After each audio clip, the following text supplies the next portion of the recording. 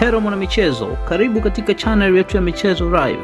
Usisahau kusubscribe, kulike, kucomment na kushare na marafiki ili waweze kupata habari zinazohusu michezo. Klabu ya Manchester United imetangaza kuvunja mkataba na meneja Ruben Amorim, hivyo kumaliza rasmi majukumu yake kama kocha mkuu wa timu hiyo baada ya kudumu madarakani kwa kipindi cha miezi 14.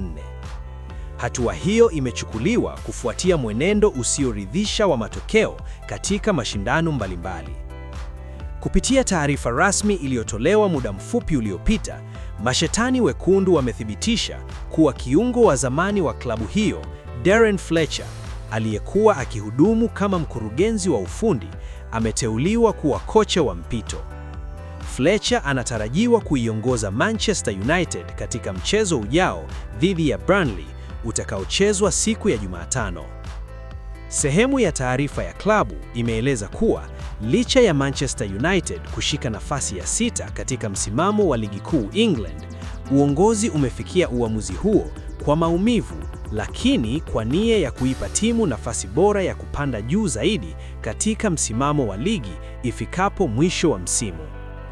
Uongozi umeona huu ni wakati sahihi wa kufanya mabadiliko ili kuongeza ushindani na kuboresha nafasi ya timu kwenye ligi, imeeleza taarifa hiyo.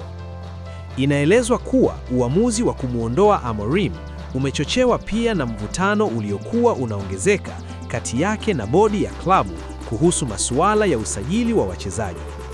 Aidha, mahusiano kati ya Amorim na mkurugenzi wa michezo wa Manchester United, Jason Wilcox, yalitajwa kuwa si mazuri katika siku za karibuni, hali iliyochangia kufikiwa kwa uamuzi huo.